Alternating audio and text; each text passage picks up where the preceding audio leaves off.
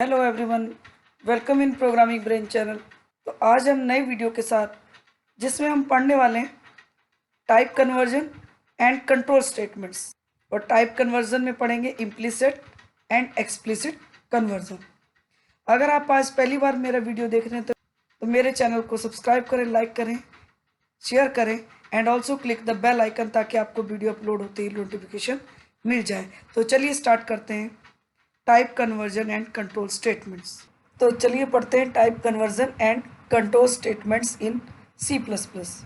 तो पहले हम टाइप कन्वर्जन के बारे में पढ़ेंगे। टाइप कन्वर्जन होता क्या है और कितनी तरह का होता है। तो चलिए स्टार्ट करते हैं। Type conversion in C++, a type cast is basically a conversion from one type to another. C++ में टाइप कन्वर्जन जो है ये एक टाइप कास्ट है और बेसिकली इसका क्या काम है। बेसिकली एक conversion from one type to another, ये कन्वर्ट करता है एक टाइप से दूसरे टाइप में। मीन्स टाइप क्या हुआ यहाँ पे, data type. The main idea behind type conversion is to make variable of one type compatible with variable of another type to perform an operation. Type conversion के पीछे जो मेन आइडिया है वो है एक ऑपरेशन को पूरा करने के लिए एक वेरिएबल को दूसरे वेरिएबल के साथ कंपेटिबल किया जाता है। किसी भी काम को पूरा करने के लिए कंपेटिबल किया जाता है, मीन्स संगत किया जाता है एक वेरिएबल को दूसरे के साथ। There are two basic type of conversions. दो तरह के कन्वर्जन्स हैं। वो कौन कौन से हैं? Number 1 implicit type convergence, number 2 explicit type convergence. तो चलिए पहले अब हम पढ़ते हैं इम्प्लिसिट टाइप कन्वर्जन क्या है। Implicit type conversion, implicit type conversion also known as automatic type conversion. Implicit type conversion जो है उसको हम ऑटोमेटिक टाइप कन्वर्जन के नाम से भी जानते हैं। Done by the compiler on its own, और ये किसके द्वारा किया जाता है? कंपाइलर के द्वारा अपने आप कन्वर्जन किया जाता है। There is no external trigger required by the user to typecast a variable from one type to another. Yes, user के द्वारा किसी एक्स्ट्रा ट्रिगर की ज़रूरत नहीं होती टाइपकास्ट करने के लिए किसी एक वेरिएबल को दूसरे वेरिएबल में। तो ये कह रहा है, इसका मतलब ये है कि एक वेरिएबल को दूसरे वेरिएबल में कन्वर्ट करने के लिए टाइपकास्ट के लिए यूज़र को फोर्सली नहीं बताना पड़ता कि किस में कन्वर्ट करना है। एक्सटर्नल ट्रिगर की ज़रूरत नहीं होती। दिस टेक्स प्लेस, ये कब किया जाता है? When in an expression more than one data type is present, जब एक एक्सप्रेशन में एक से ज़्यादा डेटा टाइप्स का यूज़ होता है, उस कंडीशन में कह रहा इसका यूज़ किया जाता है। अब देखिए इसका एग्जाम्पल बनाया हुआ है मैंने एक, उसको भी समझ लेते हैं। तो देखिए ये इसका एग्जाम्पल है इम्प्लिसिट टाइप कन्वर्जन का, किस तरह से ऑटोमेटिकली करता है। और ये मैंने एक प्रोग्राम बनाया, इंट n = 10, एक इंटीजर वैल्यू ले ली, एक करेक्टर वैल्यू ले ली, ch में a को स्टोर कर दिया। अब मैंने क्या किया, n = n + ch, n में ही स्टोर कर दिया, यानी कि n = n क्या है? 10 + ch की वैल्यू क्या है? इसकी ASCII वैल्यू लेगा ये, क्योंकि जब भी हम अगर दो अलग अलग डेटा टाइप वेरिएबल का यूज़ कर रहे हैं तो वो किस में कन्वर्ट करता है डेटा टाइप? एक वेरिएबल को दूसरे में। जिस वेरिएबल के डेटा टाइप का साइज बड़ा होगा उस टाइप में कन्वर्ट कर देता है। तो देखिए n हमारा इंटीजर टाइप है, ch हमारा कैरेक्टर टाइप है। अभी किसका साइज लार्ज है? n का, क्योंकि इंटीजर 2 बाइट्स लेता है, कैरेक्टर 1 बाइट लेता है। तो ऑटोमेटिकली ये कन्वर्ट कर देगा किस में? इंटीजर में।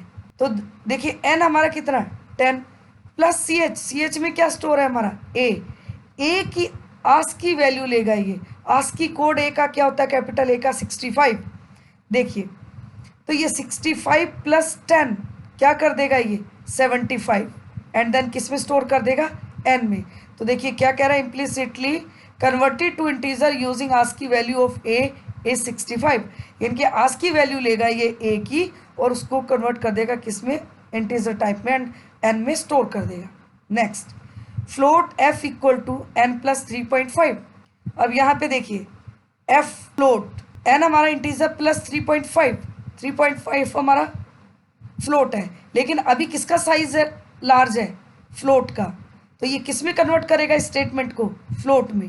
तो एन कितना हमारा 10 प्लस 3.5 कितना हो गया 13.5 स्टोर कर देगा एफ में। तो ये कन्वर्ट कर दिया, देखिए इम्प्लिसिटली कन्वर्ट कर दिया फ्लोट के लिए। एंड देन जब हम प्रिंट करेंगे एन को, देखिए पहले मैंने एन प्रिंट कराया, एन इक्वल टू एन की वैल्यू, एन में क्या स्टोर है यहाँ पे 75 प्रिंट कर दिया उसने। एंड एल से सेकेंड लाइन में चला जाएगा कर्सर और वहाँ भी प्रिंट करेगा C H equal to C H, C H की वैल्यू क्या हमारी ए, तो C H equal to A print कर देगा। एंड देन एंड एल, फिर नेक्स्ट लाइन में चला गया एफ इक्वल टू एफ।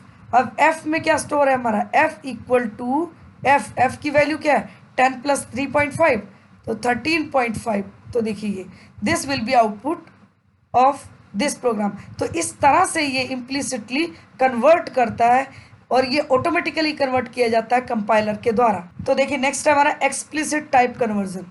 तो पहले इसके बारे में पढ़ते हैं क्या कह रहा है ये। देखिए explicit type conversion happens when the user uses a typecast to explicitly convert a value from one type to another type. Explicit type conversion कब किया जाता है, जब यूजर एक टाइपकास्ट का यूज करता है क्या करने के लिए, एक्सप्लिसिटली कन्वर्ट करने के लिए वैल्यू को एक टाइप से दूसरे टाइप में। इट मीन्स ये हुआ कि यूजर फोर्सली कन्वर्ट करने के लिए बोलता है कि इसमें कन्वर्ट किया जाए। देखिए to perform type casting, perform करने के लिए पुट द डिजायर्ड टाइप, जो हमें टाइप चाहिए कह रहा, इंक्लूडिंग मॉडिफायर्स लाइक डबल, कह रहा हमें वो यूज़ करना होगा या राइट करना होगा। तो जैसे कि एक मॉडिफायर इसने बताया डबल, अगर आपको डबल में कन्वर्ट करना है तो डबल, इंटीजर में कन्वर्ट करना है तो इंटीजर, फ्लोट में कन्वर्ट करना है तो फ्लोट, इनसाइड पैरेंथेसिस और किसके अंदर, ब्रैकेट के अंदर, the left of the variable, और किसके लेफ्ट में देगा, वेरिएबल के लेफ्ट में, और कांस्टेंट या कोई भी कांस्टेंट वैल्यू होगी उसके लेफ्ट में। यू वांट टू कास्ट, जिस टाइप से आप कास्ट करना चाहते हो, चेंज करना चाहते हो, कन्वर्ट करना चाहते हो। तो एक्सप्लिसिट में क्या कह रहा है कि यूजर फोर्सली टाइप बताता है कि किस टाइप में डेटा की वैल्यू को कन्वर्ट करना है। तो चलिए अब एक एग्जांपल हम समझ लेते हैं। देखिए एक फंक्शन के अंदर डबल वेरिएबल लिया मैंने 10.5, एक इंटीजर वेरिएबल ले लिया। अब मैंने कहा b equal to int of a, अब a हमारा फ्लोट है, लेकिन मैंने इससे ये कह दिया, देखिए फोर्सली बोला इसको कि इंटीजर में इसकी इंटीजर वैल्यू दे, a को इंटीजर में कन्वर्ट करेगा और किस में स्टोर कर देगा, b में, एंड सी आउट b। अब हमारा क्या प्रिंट करेगा, क्योंकि इंटीजर बना देगा, इंटीजर का मतलब डेसिमल पार्ट नहीं लेगा तो केवल 10 लेगा, तो क्या प्रिंट कर देगा यहाँ पे इस स्टेटमेंट की वैल्यू 10 प्रिंट करेगा एंड देन क्लोज। तो अब देखिए इस स्टेटमेंट को हम ऐसे भी दे सकते थे, s इक्वल टू a को इंटीजर में कन्वर्ट कर दे एंड देन प्लस कर दे किसके साथ, 5 के साथ, एंड देन स्टोर कर दे s में, और जो भी s की वैल्यू होगी उसको डिस्प्ले करा देंगे। तो ये हमारा एक्सप्लिसिट टाइप कन्वर्जन, जो जैसे अगर हमें इंटीजर वेरिएबल है कोई या इंटीजर कांस्टेंट वैल्यू है तो उसको हम वैल्यू को ब्रैकेट के अंदर लिख करके, और अगर हम फ्लोट में कन्वर्ट करना चाहते हैं तो यहाँ पे क्या लिख देंगे हम, फ्लोट। तो ये हमारा एक्सप्लिसिट टाइप कन्वर्जन कहलाता है। तो चलिए अब हम पढ़ते हैं कंट्रोल स्टेटमेंट्स के बारे में। तो देखिए ये है basic control structures in C plus plus में जो बेसिक कंट्रोल स्ट्रक्चर्स हैं वो कौन कौन से हैं। पहला सीक्वेंस स्ट्रक्चर्स, जो स्ट्रेट लाइन में, स्ट्रेट लाइन का मतलब है एक एक्शन पूरा होने के बाद दूसरा, दूसरा एक्शन पूरा होने के बाद तीसरा, सो ऑन। एंड नेक्स्ट है हमारा selection structure. Selection structure means branching. Branching का मतलब ये है कि कंडीशन होगा either it will be true और इट विल बी फॉल्स। अगर ट्रू होगा तो ट्रू वाला पाथ फॉलो करेगा, और अगर फॉल्स होगा तो फॉल्स वाला पाथ फॉलो करेगा। नेक्स्ट है हमारा लूप स्ट्रक्चर, जिसमें कि स्टेटमेंट्स को रिपीट करता है कब तक, जब तक कि हमारी कंडीशन फॉल्स नहीं हो जाती। तो ये हमारा लूप है। अब देखिए एक एक करके मैं इनको आपको बता देती हूँ, लेकिन जो हम कंट्रोल स्टेटमेंट्स सी में पढ़ चुके हैं वही कंट्रोल स्टेटमेंट्स हम यहाँ भी पढ़ेंगे। तो मैं आपसे ये कहना चाहूँगी कि प्लीज़ आप इन कंट्रोल स्टेटमेंट्स को अच्छी तरह से विद एग्जाम्पल प्रोग्राम्स बना करके आप सी लैंग्वेज के वीडियोस को ज़रूर देख लें, जहाँ मैंने अलग अलग आपको सब बताया है। इफ़ कंडीशन का कैसे यूज़ होगा, नेस्टेड इफ़ का कैसे यूज़ होगा, एंड इफ़ एल्स का कैसे यूज़ होगा, एंड साथ में लूप्स कैसे यूज़ होंगे। तो आप प्लीज़ इन वीडियोस को सी लैंग्वेज के वीडियो में ज़रूर देख लें, क्योंकि यहाँ पे मैं इसीलिए नहीं बता रही हूँ आपको डिटेल में, क्योंकि मैंने ये वीडियोस बहुत अच्छे तरीके से सी लैंग्वेज में समझाए हैं, क्योंकि कंट्रोल स्टेटमेंट्स के कंसेप्ट वही सेम होंगे जो हम सी में कर चुके हैं, सी प्लस प्लस में भी वही सेम होंगे। तो देखिए पहला है हमारा the if statement is a control statement. हमारी इफ स्टेटमेंट क्या है? हमारी कंट्रोल स्टेटमेंट है। Implemented in the following forms, और इसको हम कैसे इम्प्लीमेंट करते हैं नीचे दिए गए फॉर्म से। पहला सिंपल इफ। देखिए सिंपल इफ में मैंने ये आपको बताया है, यहाँ पे एक कोई भी वेरिएबल है, आपने कहा इफ अगर n ग्रेटर देन है 0 तो क्या प्रिंट कर दे? ये पॉजिटिव है। सिंपल इफ का यूज़ किया हमने, इसमें एल्स भी यूज़ नहीं किया। तो अगर कंडीशन ट्रू होगी तो पॉजिटिव प्रिंट कर देगा, अगर कंडीशन फॉल्स होगी तो कुछ भी प्रिंट नहीं करेगा। नेक्स्ट है हमारा इफ एल्स स्टेटमेंट। अब देखिए यहाँ मैंने एक प्रोग्राम बनाया है, मेन के अंदर एक वेरिएबल लिया, उसकी वैल्यू एंटर की हमने कीबोर्ड से और उसको कंपेयर किया। इफ एल्स का यूज़ कर रहे हैं हम यहाँ पे। तो देखिए अगर ये कंडीशन ट्रू होगी तो ये इफ के नेक्स्ट वाली स्टेटमेंट को एग्जीक्यूट करेगा, और अगर ये कंडीशन फॉल्स होगी तो एल्स वाली स्टेटमेंट को प्रिंट करेगा, यानी कि सी आउट स्मॉलर, और अगर ट्रू है तो सी आउट ग्रेटर। लेकिन एक चीज़ याद रखिएगा, जब आप सी लैंग्वेज में ये वीडियोस देखेंगे, लैंग्वेज इसके बस वहाँ पे क्या डिफरेंस होगा आपका कि सी आउट की जगह प्रिंट एफ होगा, सी इन की जगह स्कैन एफ होगा। बाकी कंसेप्ट आपका सेम रहेगा, चाहे वो आप सी लैंग्वेज में पढ़ें चाहे आप सी प्लस प्लस में पढ़ें। और जो सेम कंसेप्ट है वो मैं आपको कह देती हूँ कि आप प्रीवियस वीडियो देख लें, लेकिन जो अलग होगा, जो नया कंसेप्ट होगा हमारा सी प्लस प्लस का, उसको मैं अच्छे से डिटेल में आपको डिस्क्राइब करूँगी ही। एंड द नेक्स्ट है हमारा स्विच स्टेटमेंट। ये भी हमारी कंट्रोल स्टेटमेंट है। अब स्विच में हम पहले मैं वैसे बता देती हूँ कि किस लिए यूज़ करते हैं। To execute the multiple statements at a time to select one of them, कोई भी एक सेलेक्ट करने के लिए। देखिए this is a multiple branching statements. यहाँ पे ये देखिए मल्टीपल ब्रांचिंग स्टेटमेंट्स का कलेक्शन है। We are based on a condition, और ये किसके ऊपर बेस्ड है? कंडीशन के। The control is transfer to one of the many possible points, और कंट्रोल को ट्रांसफर करेगा एक से ज़्यादा जो पॉसिबल इसकी कंडीशंस होंगी, केसेस होंगी, उनके लिए। तो ये यहाँ पे मैंने एक आपको सिंटेक्स बताया कि स्विच कीवर्ड का यूज़ करेंगे, उसके अंदर एक्सप्रेशन या तो हम करेक्टर देंगे या इंटीजर देंगे, फ्लोट अलाउड नहीं होता, ये याद रखिएगा। और फिर हम जो भी यहाँ पे एक्सप्रेशन देंगे वो केसेस के अंदर डालते हैं हम लोग, और जो केस मैच कर जाएगा एक्सप्रेशन से, उस केस के अंदर जो भी स्टेटमेंट्स होंगी उनको एग्जीक्यूट करता है। तो ये प्लीज़ आप ये स्विच स्टेटमेंट को भी आप सी लैंग्वेज के वीडियो में समझ लें, क्योंकि और आपको एक से ज़्यादा 2-3 क्वेश्चंस भी मिल जाएंगे करने के लिए। अब नेक्स्ट है देखिए लूप्स। अब नेक्स्ट हमारे हैं लूप्स। ये भी कंट्रोल स्टेटमेंट्स है हमारी। तो देखिए loops are use to repeat the statements until condition gets false. Loops किस लिए यूज किया जाता है? स्टेटमेंट्स को रिपीट करता है। कब तक? जब तक कि कंडीशंस फॉल्स नहीं हो जाती तब तक ये स्टेटमेंट्स को रिपीट करता है loop. There are 3 types of loops, और 3 तरह के लूप्स हैं हमारे। एक while statement, do while and for. तो देखिए मैंने केवल यहाँ पे सिंटेक्स समझाया है आपको, लेकिन लूप्स के भी कंसेप्ट आपके सेम रहेंगे सी लैंग्वेज के जैसे।